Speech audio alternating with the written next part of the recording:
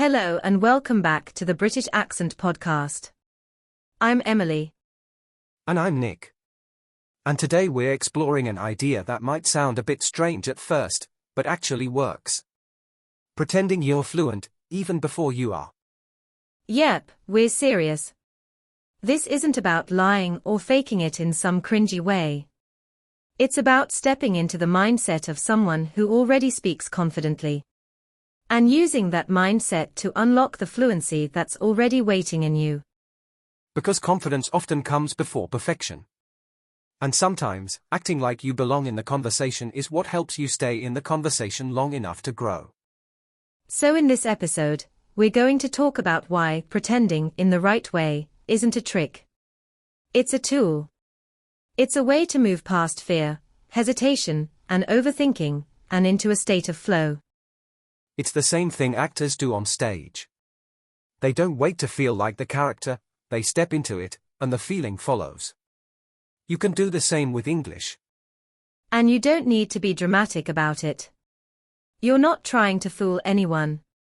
You're just choosing to show up with a different energy. A mindset that says, I might not know everything, but I can still communicate.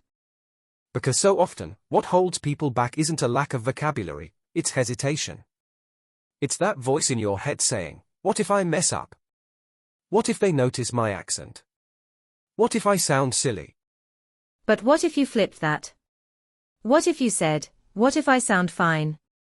What if I can hold this conversation, even with mistakes? What if my accent is just part of how I speak? Exactly. Pretending you're fluent doesn't mean speaking perfectly. It means allowing yourself to speak without waiting to be perfect. You shift your focus from correctness to connection. And when you do that, when you speak as if fluency is already part of you, something clicks. You stop translating in your head. You stop second-guessing. You just speak. I've seen learners do this in role-plays, interviews, even casual chats. They put on this confident version of themselves, and it's amazing how quickly they grow into it. It's like the brain follows the body's lead. And sometimes, it's as simple as posture. Eye contact. A deep breath. Saying to yourself, okay. I'm going to act like I've got this. Not fake it, feel it, by stepping into it.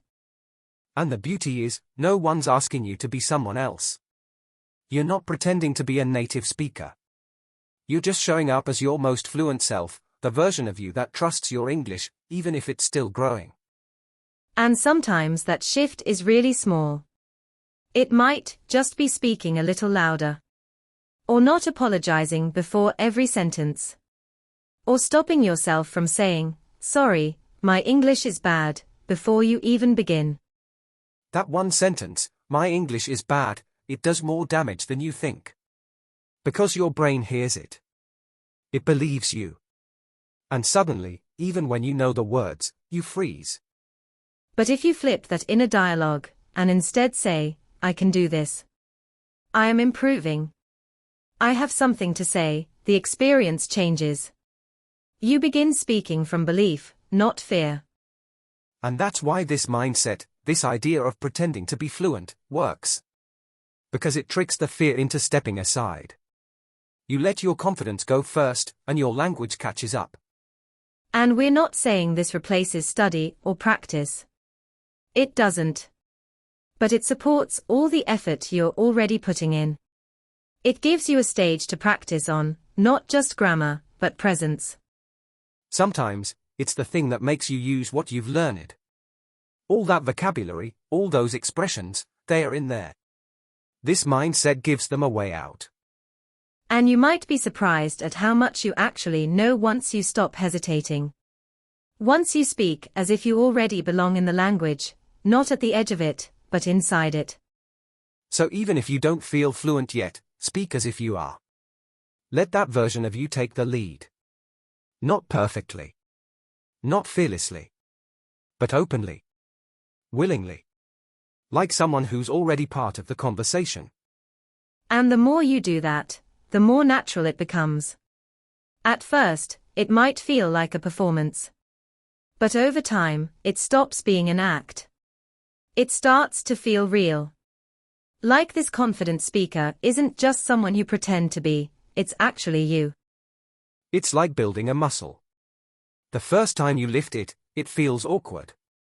But you keep showing up. Keep practicing. And eventually, it becomes part of how you move, how you speak, how you think. And here's the thing, no one else can really tell the difference. Most people don't know whether you're feeling confident, or just choosing to sound confident. They just hear you speaking. Yeah, they hear you participating. And that's what people remember, not your grammar accuracy, but your presence. Your energy. The fact that you showed up and said what you wanted to say. So, if you've been waiting for permission to speak like a fluent person, consider this it. You don't need to reach some invisible level before you allow yourself to speak clearly, calmly, and confidently. Pretend you're already there. Act like you belong in the conversation, because you do. And the more you do that, the more you'll find that fluency starts following you around, like it was yours all along. And the moments where you feel stuck or nervous, that's all right. Don't see them as failure, see them as part of the rehearsal. Because even fluent speakers have awkward moments. Everyone does. But fluent speakers keep going. They make mistakes, they recover, they laugh it off. And so can you. That's the real secret behind pretending. You don't have to feel fluent to act fluent. And when you act fluent, you become fluent. And I think what's beautiful is that it doesn't require anything fancy. You don't need a special course, or perfect vocabulary, or a native accent. You just need a bit of boldness. A bit of imagination. You could start today. Right now. Even while listening to this, you could practice answering as if you were already fluent. How would you say hello? How would you respond to a question? How would you express an idea? And if it feels strange, that's all right. It means you're stepping into something new. Growth always feels a bit awkward at first. But the more you play with it, the more it becomes familiar. One of the best things you can do is build this into your day. Just 5 minutes where you imagine yourself in a fluent moment. You walk through it, speak through it, breathe through it, as if it's already happening. And it doesn't have to be serious. You can have fun with it. Pretend you're giving a tour of your home, or explaining your favorite food, or telling a story from your childhood, all in English, all as if you've done it 100 times before. You're not waiting to become fluent to live that version of yourself. You're living it into being. That's how confidence grows. Not from sitting and waiting, but from stepping into the role again and again. Because in the end, fluency is less about knowing every word, and more about trusting yourself to speak, to make mistakes, and to keep going anyway. And that trust doesn't magically appear one day. You build it. Little by little. Every time you speak up, even when you're unsure. Every time you choose to stay in the conversation instead of stepping away. And this kind of pretending, this performance of confidence, it's not fake. It's a form of practice. Like trying on a version of yourself that already believes you're capable. And letting that belief carry you forward. You're not lying to anyone, you're training your brain to behave like someone who's ready. And that mental rehearsal? It's powerful. It rewires how you respond to real-life situations. We've seen it work for shy speakers, overthinkers, people who had good grammar knowledge, but couldn't speak under pressure. When they started acting fluent, their speech actually started flowing. Because it gave them permission to stop overcorrecting. To let go of the need to be exact, and just focus on getting the message across. And often, that's where fluency begins, in the freedom to be clear, not perfect. So next time you're practicing, or even just thinking in English, try stepping into that role. Be the version of you who handles conversations with ease. Who smiles through mistakes. Who sounds like they belong in the language. Because the truth is, you already do. You're not waiting for fluency to find you. You're learning to walk toward it, sentence by sentence, with a little imagination and a lot of courage. So, if you've been waiting to feel fluent before allowing yourself to speak with confidence, maybe today's the day to stop waiting. You don't have to fake anything, just try showing up as if fluency is already yours. Because the more you do that, the more natural it becomes.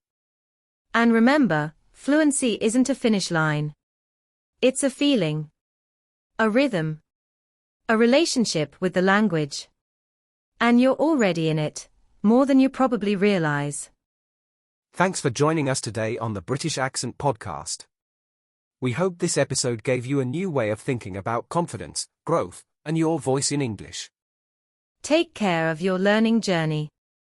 It's not just about words, it's about how you see yourself as a speaker. We'll be back soon with more. Until then, keep speaking, keep imagining, and keep becoming the version of you that already believes you're fluent.